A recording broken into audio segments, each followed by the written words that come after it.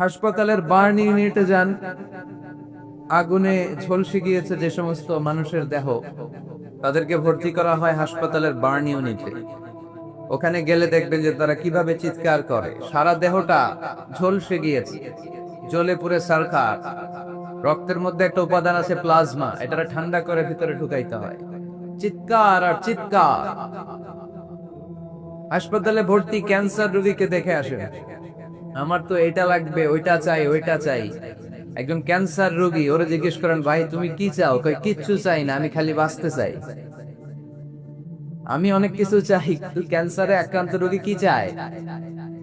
একটা চাওয়া, তার এইটা ওইটা, বাড়ি ঘর ধন সম্পত্তি কিচ্ছু লাগবে না, সে শুধু কি চায়?